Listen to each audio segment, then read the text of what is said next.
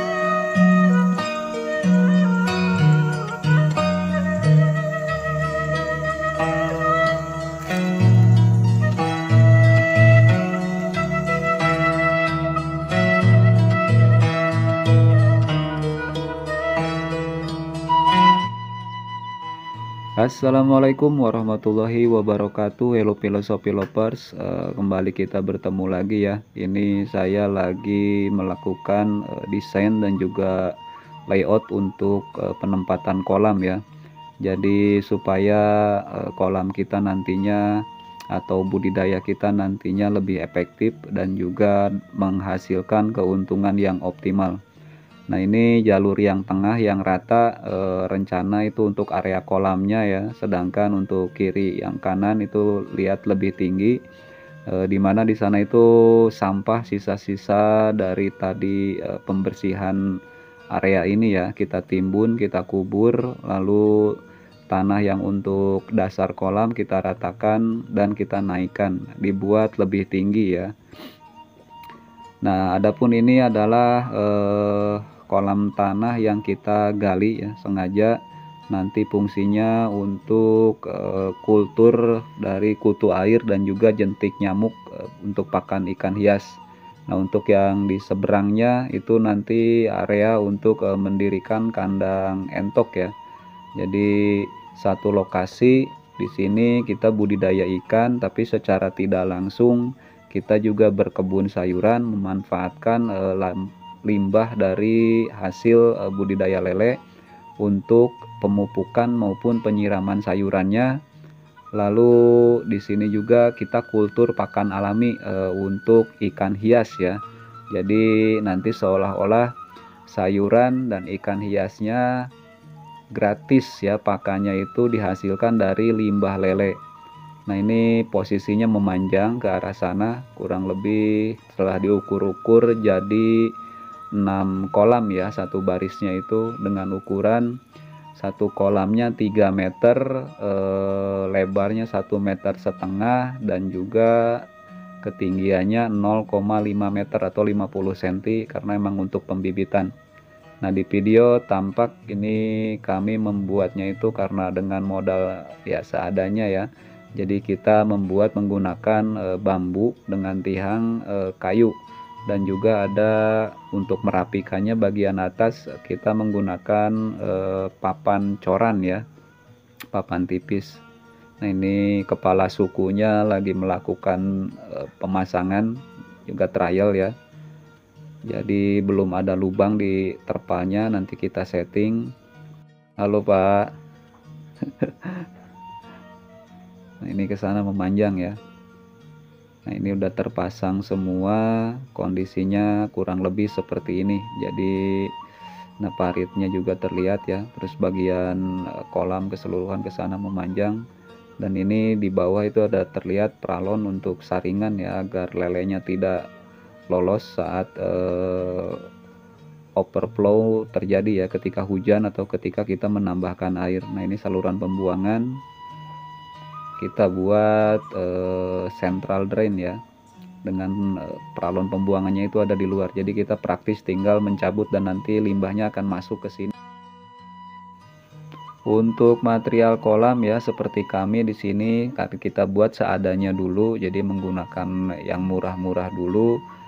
Intinya sih yang pasti tahan lama, terus juga ya dari keamanan ya, keamanan itu baik dari bocornya maupun dari kekuatan dia menahan tekanan air.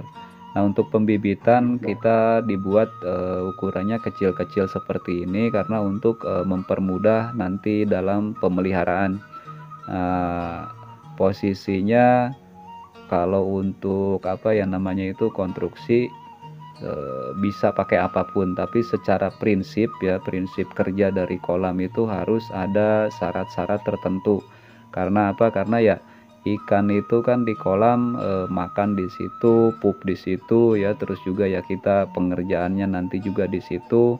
Jadi ada hal-hal yang harus diperhatikan begitu. Nah, ini digambar ya, jelas silakan diamati dengan seksama ya. Udah saya kasih nomor dan juga ada keterangannya. Jadi yang pertama yaitu kolamnya ya, entah itu bahan dari terpal ataupun dari tembok. Yang kedua yaitu lantai. Nah, lantai di sini usahakan dibuat miring ya. Jadi sistemnya kalau orang sini bilang itu mayat ke tengah. Posisinya dia itu center ya. Nomor 3 ada pembuangan, itu central drain.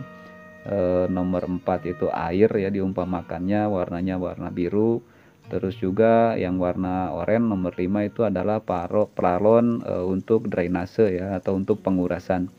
Jadi kurang lebih harus seperti ini. Karena apa? Karena ketika nanti limbahnya itu mau kita buang, dia posisinya sudah otomatis berada di tengah-tengah.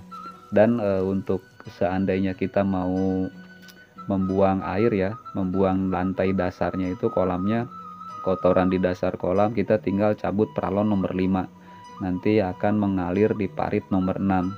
Jadi begitupun saat kita panen. Jadi panen itu kita nggak usah turun ke bawah, jadi tinggal cabut aja pralonnya yang di luar itu. Nah, untuk seandainya nanti ada hujan, karena di kami kan tidak menggunakan atap ya, kalau ada hujan atau misalkan lupa saat kita mengisi atau menambahkan air, dia dibuat pralon nomor 5 ini seolah-olah sebagai level ya.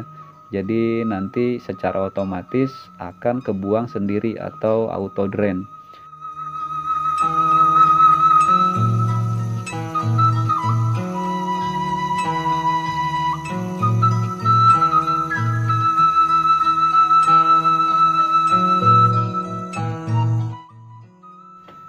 Adapun untuk ukuran kolam di kami ya, untuk kolam pembibitan itu dibuat kecil-kecil karena ya tujuannya apa? Untuk nanti mempermudah di saat kita perawatan ikannya dan juga perawatan atau manajemen airnya ya. Karena apa? Karena seperti yang Anda ketahui, untuk pembibitan kan nanti ada sortir, terus juga frekuensi waktunya dia cepat ya dibandingkan dengan konsumsian. Jadi diharapkan nanti ada efisiensi waktu dan tenaga untuk kita pengerjaannya. Kalau untuk pembesaran ya, dengan desain prinsip kerja kolam tadi, itu untuk ukuran kolam kotak maksimal ya yang kami lakukan di sini di ukuran 2 meter kali 3 meter kali ketinggiannya itu 1 meter ya. Jadi itu bisa diisi sampai 4000 atau 4500 lah ya kalau Anda udah expert. Jadi istilahnya lahannya bisa kita maksimalkan dengan padat tebar, dan itu insya Allah efektif. Adapun untuk kolam bulat yang paling enak ya diameter 3 tentunya ya, karena ya bisa istilahnya lebih bagus lagi nanti hasilnya, kurang lebih seperti itu. Satu hal di kami ini jadi budidayanya itu tanpa aerasi, tanpa sirkulasi, dan juga tanpa peneduh ya. Untuk kolam bibit ini rata-rata itu maksimal di angka 15.000 ekor ukuran 34 ya. Itu udah harus dipindah, digeser ke kolam yang lebih gede lagi atau dijarangin ya, pada tebarnya dikurangin. Nah, kita hanya melakukan manajemen atau perawatan air seminggu sekali dengan menguras dasar kolam ya, kotorannya itu sebanyak 20-30%, dan ada pengaplikasian probiotik, lalu ditambah air baru sampai posisi semula ya, levelnya itu sampai sebelum kita buang dasarnya tadi. Nah, itu sharing yang bisa saya bagikan untuk kesempatan kali ini ya, mengenai desain dan juga prinsip kerja dari kolam budidaya di Daun Dinar Multifarm ini. Barangkali ya dicek lagi nanti kondisi di farm masing-masing apabila Anda istilahnya sering terjadi trouble atau masalah ya. Mungkin dari apa yang saya uraikan tadi bisa sedikit membantu. Karena apa? Karena selain dari manajemen air maupun perawatan daripada bibit atau larvanya ya, konstruksi kolam ini atau desain kolam ini itu sangat berpengaruh untuk keberlangsungan budidaya kita. Jadi secara kasarnya, bagaimana kita mau berhasil sementara tempat hidup ikan kita pun tidak memenuhi standar untuk kelayakan hidup mereka.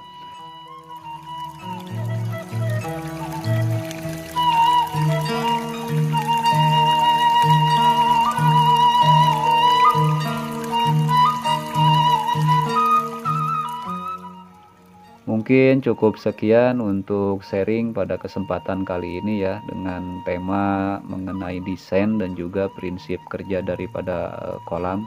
Terus apabila ada yang kurang jelas ya mohon maaf yang sebesar-besarnya, atau ada yang kurang berkenan ya mohon maaf. Dan juga apabila ada yang ingin didiskusikan silakan kita diskusi di kolom komentar. Ya, terima kasih atas perhatiannya. Terima kasih untuk yang sudah subscribe ya. Ya, seandainya Anda rasa bermanfaat, silakan di like dan di share video ini. Dan mungkin saya tutup sampai di sini. Terima kasih. Wassalamualaikum warahmatullahi wabarakatuh.